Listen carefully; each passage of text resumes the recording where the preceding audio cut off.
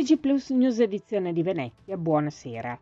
Apriamo il nostro notiziario con la cronaca. La Giunta Comunale di Venezia ha approvato gli indirizzi per l'applicazione del contributo di accesso a Venezia per l'anno 2026.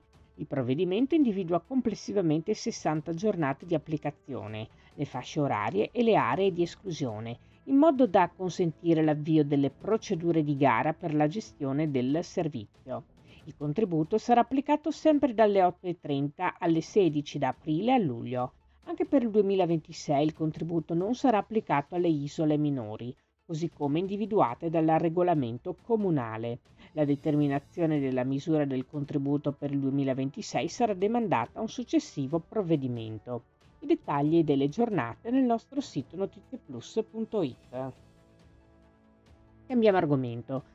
La presenza di alberi nel territorio urbano porta innumerevoli vantaggi. Il comune di Dolo ha quindi aderito all'iniziativa della Regione Veneto affidata all'Agenzia Veneto Agricoltura che permette ai cittadini di ricevere gratuitamente alberi e arbusti autoctoni della pianura padana da piantare nei propri giardini e aree private fino a un massimo di 10 piante, come dal seguente link che vedete in sovraimpressione. Tutti coloro che desiderano partecipare a questa iniziativa e ricevere le piante gratuitamente dovranno registrarsi e prenotare entro e non oltre il 30 settembre 2025 accedendo alla piattaforma web dedicata da Veneto Agricoltura. E continua la raccolta dei nominativi di tutti gli apicoltori operativi nel territorio clodiense, anche di chi lo fa per passione e non come attività produttiva. Il comune di Chioggia desidera infatti creare un albo comunale degli apicoltori in modo da poter pianificare iniziative di sensibilizzazione e promozione mirate.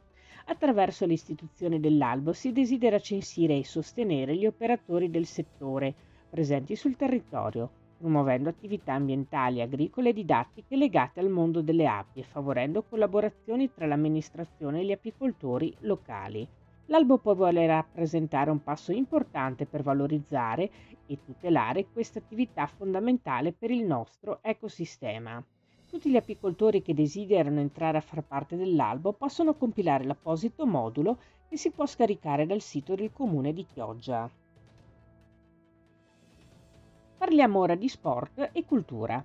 Il Festival cinematografico Endorfine Rosa Shocking festeggia la sua ottava edizione con un ricco programma di documentari e cortometraggi provenienti da tutto il mondo che raccontano storie di donne, sport, coraggio e trasformazione. L'edizione 2025 nell'ambito dell'Olimpiade Culturale di Milano Cortina 2026 è stata presentata questa mattina. Le proiezioni si terranno alle ore 17 e alle 20 e sono a ingresso gratuito fino ad esaurimento dei posti. Endorfine Rosa Shocking si svolgerà dal 30 settembre al 5 ottobre al Centro Culturale Candiani di Mestre.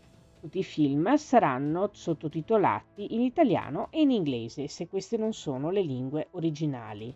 La cerimonia di premiazione si terrà il 5 ottobre alle ore 17. Tutte le informazioni sui film in cartellone si trovano al link che vedete in sovraimpressione. Questa era la nostra ultima notizia. Grazie per essere stati con noi. Arrivederci.